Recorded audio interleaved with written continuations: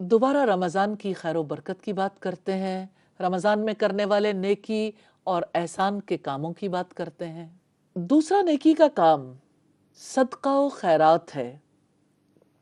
सदका व खैरात करने से मुराद है अल्लाह ताला की खुशी के लिए माल से महरूम लोगों पर खर्च करना, उन्हें खिलाना, अनाज फराहम करना, उनको लिबास पहनाना, उनकी दवा का इंतज़ाम करना, उनके कर्ज को दूर करना और बेसहारों का सहारा बनना। सैयदना इब्न अब्बास कहते हैं, काना रसूलुल्लाहि सल्लल्लाहु अलैहि वसल्लम अजवदुन्नास, कि अल्लाह के रसूल सल्लल्लाहु अलैहि वसल्लम सब इंसानों से ज़्यादा सखी थे और सब वक्तों से ज़्यादा आपकी सखावत रमज़ान के महीने में होती थी। और सैयदना जिब्रील अलैहिस्सलाम हर साल रमज़ान में आपसे मिलते तो आखिर महीने तक आप उन्हें कुरान सुनाते। जब जिब्रील अलैहिस्सलाम आपसे मिलते उस वक्त आप सखावत करने में तेज हवा से भी ज़्यादा तेज़ी से सखावत करते थे। इससे ये पता चलता है कि इस मुबारक महीने में कसरत से सखावत करनी चाहिए। रमज़ान में आम दिनों के मुकाबले में ज़्यादा एहतमाम करने की ज़रूरत है। तीसरा नेकी का काम रात का क़याम है। नबी सल्लल्लाहु अलैहि वसल्लम खुद रातों को जागते थे और आखिरी 10 रातों में अपने घर वालों को भी जगाते थे। मुस्लिम की 2787 नंबर रिवायत है। उम्मुल मोमिनीन सैयदा आयशा सिद्दीक़ा रज़ी अल्लाह ताला अन्हो कहती हैं कि नबी सल्लल्लाहु अलैहि वसल्लम की आदत मुबारका थी, जब रमज़ान का आखिरी अशरा आता तो आप रात भर जागते और घर वालों को भी जगाते, इबादत में निहायत कोशिश करते और कमरे हिम्मत बांध लेते थे। रब्बुल इज़्ज़त का फरमान है सूरा अल फुरक़ान की आयत नंबर 64 में, वल्लज़ीना यबीतून लिरब्बिहिम सुज्जदन व क़ियामा, और जो अपने रब के लिए सजदे और क़याम में रातें गुजारते हैं। सैयदना अबू हुरैरा से रिवायत है कि रसूलुल्लाह सल्लल्लाहु अलैहि वसल्लम ने फरमाया, मन क़ाम रमज़ाना ईमानन व इह्तिसाबन गुफ़िर लहू मा तक़द्दम मिन ज़ंबिही, जिसने ईमान और सवाब की नीयत के साथ रमज़ान की रातों में क़याम किया, उसके पिछले सारे गुनाह माफ़ कर दिए जाएंगे।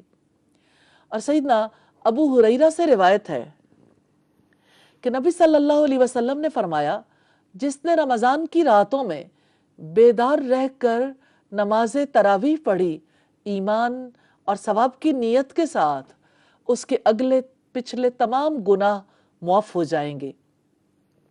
साहबे कराम और ताबईन इसका ख़ास एहतमाम करते थे। हर दौर के नेक अफराद इसका एहतमाम करते रहे हैं। रात के आखिरी पहर रब्बुल इज़्ज़त आसमान दुनिया पर नुज़ूल फरमाते हैं। सैयदना अबू हुरैरा रज़ी अल्लाह ताला अन्हो ने फरमाया कि नबी सल्लल्लाहु अलैहि वसल्लम फरमाते हैं, हमारा परवरदिगार बुलंद बरकत वाला हर रात को उस वक्त आसमान दुनिया पर आता है जब रात का आखिरी तिहाई हिस्सा रह जाता है। वो कहता है कोई मुझसे दुआ करने वाला कि मैं उसकी दुआ कबूल करूं? है कोई मुझसे मांगने वाला कि मैं उसे दूं? है कोई मुझसे बख्शिश तलब करने वाला कि मैं उसको बख्श दूं? ये रिवायत सही बुखारी की 1145 नंबर पर है। हमारे यहाँ उमूमन तरावीह की नमाज इशा की नमाज के साथ पढ़ी जाती है, लेकिन इसका ये मतलब नहीं है कि बाद के औकात में ये नमाज नहीं पढ़ी जा सकती। और यह है कि अगर इब्तिदाई रात में नवाफिल पढ़े हैं तो आखिरी रात में नहीं पढ़े जा सकते, पढ़े जा सकते हैं, कैद नहीं है। लेकिन अपने आप को उतनी ही मुशक्क़त में डालना चाहिए जिस काम को मुसलसल जारी रख सकें। अल्लाह ताला हमें तौफ़ीक़ अता फ़रमाए, नसीब करे हमें ये सारी साअतें, ये सारी खुश नसीबियाँ। चौथा अहम काम तिलावत कुरान मजीद है। رمضان اور قرآن کا گہرا تعلق ہے۔ اسی مہینے میں قرآن نازل ہوا۔ رب العزت نے فرمایا شہر رمضان الذی انزل فیہ القرآن، رمضان کے مہینے میں قرآن نازل کیا گیا۔ یہ سورہ البقرہ کی آیت نمبر 185 ہے، جس سے ہمیں یہ پتہ چلتا ہے اس مہینے کی برکت اللہ کی آخری کتاب قرآن مجید کی وجہ سے ہے۔ نبی صلی اللہ علیہ وسلم نے فرمایا الصیام والقرآن یشفعان للعبد، روزہ اور قرآن دونوں بندے کے حق میں سفارش کریں گے۔ روزہ کہے گا اے میرے رب، میں نے اسے دن بھر کھانے پینے سے روکے رکھا، اس کے حق میں میری سفارش قبول کی جائے۔ اور قرآن کہے گا اے میرے رب، میں نے اسے راتوں کے آرام سے روک دیا تھا، اس کے حق میں میری سفارش قبول کی جائے، اور دونوں کی سفارش قبول کی جائے گی۔ رمضان المبارک میں کرنے والے کاموں میں تلاوت قرآن حکیم کی کتنی اہمیت ہے۔ نبی صلی اللہ علیہ وسلم قیام رمضان میں لمبی لمبی قرات کرتے تھے۔ ایک رات سیدنا حذیفہ نے آپ کے ساتھ قیام کیا تو آپ نے سورہ البقرہ پڑھی، پھر آل عمران، پھر سورہ نساء۔ جب آیت تخویف پڑھتے، دعا کرتے، اور ابھی 2 رکعتیں نہیں پڑھی تھیں کہ بلال آ گئے اور صبح کی نماز کی اطلاع دی۔ یہ روایت ہمیں صحیح مسلم میں 1814 نمبر پر ملتی ہے۔ تو اللہ تعالیٰ کے خوف سے رونا بہت محبوب ہے۔ آپ صلی اللہ علیہ وسلم جب ایسی آیات پڑھتے جس میں اللہ تعالیٰ کے عذاب کا تذکرہ ہوتا تو آنسو بہاتے تھے، اور رحمت والی آیات پر اللہ تعالیٰ کا شکر ادا کرتے تھے۔ صحابہ کرام میں سے کچھ لوگ ایسے تھے جو 3 دن میں قرآن ختم کر لیتے تھے، کچھ 7 دنوں میں، کچھ 10 دنوں میں۔ فضیلت والے مہینے میں اس سے بھی زیادہ پڑھنا جائز ہے۔ اللہ تعالیٰ سے دعا ہے ہمیں رات اور دن کے اوقات میں تلاوت کی توفیق عطا فرمائے۔ اس مہینے کے کاموں میں اہم کام روزے افطار کروانا بھی ہے۔ نبی صلی اللہ علیہ وسلم نے فرمایا جو شخص روزے دار کا روزہ کھلوائے یا مجاہد کو جہاد کے لیے تیاری کروائے، ان کے لیے روزے دار کا اور مجاہد کے برابر کا اجر ہوگا۔ چھٹا کام اعتکاف ہے، خصوصی عبادت ہے رمضان کی۔ اللہ تعالیٰ کا قرب حاصل کرنے کے لیے عبادت کی غرض سے مسجد میں رہنا اعتکاف کہلاتا ہے۔ اعتکاف میں انسان کی بھرپور توجہ اسی جانب رہتی ہے کہ اللہ تعالیٰ راضی ہو جائیں۔ نبی صلی اللہ علیہ وسلم رمضان کے آخری دن رات مسجد کے ایک حصے میں گزارا کرتے تھے، عام معمولات اور تعلقات ختم کر دیتے تھے۔ وفات تک اعتکاف میں بیٹھنا آپ صلی اللہ علیہ وسلم کا معمول رہا ہے۔ آپ نے اس کی اتنی پابندی کی کہ ایک بار آپ رمضان میں نہیں بیٹھ سکے تو آپ نے شوال کے آخری 10 دنوں میں اعتکاف کیا۔ بخاری کی 2041 نمبر روایت سے ہمیں پتہ چلتا ہے۔ نبی صلی اللہ علیہ وسلم نے فرمایا مسجد ہر متقی کا گھر ہے۔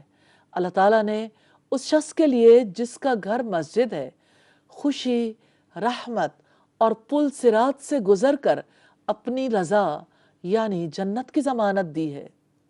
اعتکاف مجموعہ عبادات ہے جس میں انسان اپنے رب سے گناہوں کی معافی مانگتا ہے، دعائیں کرتا ہے، نوافل ادا کرتا ہے، قرآن مجید کی تلاوت کرتا ہے، یکسوئی سے اللہ تعالیٰ کی طرف متوجہ رہتا ہے۔ یہ سارے کام عبادت ہیں۔ 7واں کام رمضان کے آخری عشرے میں خوب محنت کرنا ہے۔ آپ صلی اللہ علیہ وسلم اس عشرے میں خود بھی راتوں کو جاگتے تھے، اپنے گھر والوں کو بھی جگاتے تھے۔ اسی عشرے کی ایک رات، طاق راتوں میں سے ایک رات لیلۃ القدر ہے۔ مسلم کی 2785 نمبر روایت سے ہمیں آپ صلی اللہ علیہ وسلم کے طرز عمل کا پتہ چلتا ہے، اور آخری عشرے میں ہی اعتکاف ہوتا ہے، آخری عشرے میں لیلۃ القدر ہے، اور آخری عشرے میں اللہ تعالیٰ کثیر لوگوں کو جہنم کی آگ سے نجات عطا فرماتے ہیں۔ سیدہ عائشہ صدیقہ فرماتی ہیں نبی صلی اللہ علیہ وسلم رمضان کے آخری عشرے میں اتنی ریاضت کرتے تھے کہ اس کے علاوہ عام دنوں میں اتنی ریاضت نہیں کرتے تھے۔ مسلم کی 2788 نمبر روایت ہے۔ اور اس محنت اور کوشش سے مراد کثرت سے نوافل ادا کرنا، قرآن مجید کی تلاوت کرنا، توبہ استغفار کرنا، اللہ تعالیٰ کا کثرت سے ذکر کرنا ہے۔ اور رسول اللہ کا ایک معمول تھا، فجر کی نماز پڑھ کر وہیں بیٹھ جاتے یہاں تک کہ سورج نکل آتا۔ یہ مسلم کی 1525 نمبر روایت ہے۔ 8واں کام ہے لیلۃ القدر کو تلاش کرنا۔ سیدنا ابو ہریرہ سے روایت ہے، نبی صلی اللہ علیہ وسلم نے فرمایا، بلا شبہ اس رات میں یعنی لیلۃ القدر میں زمین میں فرشتوں کی تعداد کنکریوں کی تعداد سے زیادہ ہوتی ہے۔ سلسلہ احادیث صحیحہ میں یہ روایت 2205 نمبر پر ہے۔ حافظ ابن کثیر لکھتے ہیں، اس رات کی بہت زیادہ برکت کی وجہ سے اس میں کثرت سے فرشتے برکت اور رحمت کے ساتھ نزول کرتے ہیں، جیسا کہ تلاوت قرآن کے وقت اترتے ہیں، ذکر کی مجلس کو گھیر لیتے ہیں، سچے طالب علم کی تعظیم کے لیے اپنے پر بچھا دیتے ہیں۔ لیلۃ القدر کے حوالے سے خاص دعا جو آپ صلی اللہ علیہ وسلم نے سکھائی، سیدہ عائشہ صدیقہ رضی اللہ تعالی عنہ نے نبی صلی اللہ علیہ وسلم سے سوال کیا، اے اللہ کے رسول، اگر میں لیلۃ القدر پا لوں تو اللہ تعالیٰ سے کیا دعا کروں؟ تو آپ صلی اللہ علیہ وسلم نے فرمایا، یہ دعا کرو، اللہم انک عفو تحب العفو فاعف عنی۔ اللہ، آپ معاف کرنے والے ہیں، آپ معافی کو پسند کرتے ہیں، مجھے معاف کر دیجئے۔ 9واں کام عمرہ کرنا ہے۔ عمرہ فضیلت والے کاموں میں سے ہے۔ اللہ تعالیٰ کے گھر کی زیارت، طواف اور صفا مروہ کی سعی کرنا عمرہ کہلاتا ہے۔ نبی صلی اللہ علیہ وسلم نے فرمایا کہ رمضان میں عمرہ کرنا میرے ساتھ حج کرنے کے برابر ہے۔ ابن عباس فرماتے ہیں کہ رسول اللہ نے انصار کی ایک عورت سے فرمایا تھا کہ تجھے ہمارے ساتھ حج کرنے سے کس نے منع کیا؟ وہ عورت کہنے لگی، ہمارے پاس پانی لانے والے 2 اونٹ تھے، ایک پر میرے لڑکے کا باپ یعنی میرا شوہر اور اس کا بیٹا حج کے لیے گیا ہوا ہے، دوسرا اونٹ ہمارے لیے چھوڑ دیا تاکہ ہم اس پر پانی لائیں۔ آپ نے فرمایا، جب رمضان کا مہینہ آئے تو عمرہ کر لینا، کیونکہ رمضان کے مہینے کا عمرہ حج کے برابر ہے، اور ایک عمرے کے بعد دوسرا عمرہ کرنا درمیانے عرصے کے گناہوں کے لیے کفارہ بن جاتا ہے۔ اسی طرح سے رمضان میں کثرت سے کرنے والے کاموں میں سے کثرت سے دعائیں کرنا ہے۔ اللہ تعالیٰ نے اس دعا کی ترغیب دلائی ہے۔ سورہ البقرہ کی آیت نمبر 186 میں، جب میرے بندے آپ سے میرے بارے میں سوال کریں تو یقیناً میں قریب ہوں، میں پکارنے والے کی پکار کا جواب دیتا ہوں۔ جب بھی وہ مجھے پکارتا ہے، پھر ان کو چاہیے کہ میری بات کو قبول کریں، مجھ پر ایمان لائیں تاکہ وہ ہدایت پا جائیں۔ ایک دوسرے کے حق میں بھی دعائیں کرنی چاہیے، بد دعائیں کرنے سے گریز کرنا چاہیے۔ اللہ تعالیٰ سے دعا ہے ہمیں رمضان میں نیکی اور احسان کے کام کثرت سے کرنے کی توفیق عطا فرمائے۔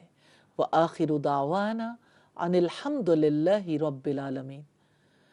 سبحانک اللہم وبحمدک نشہد ان لا الہ الا انت نستغفرک ونتوب الیک۔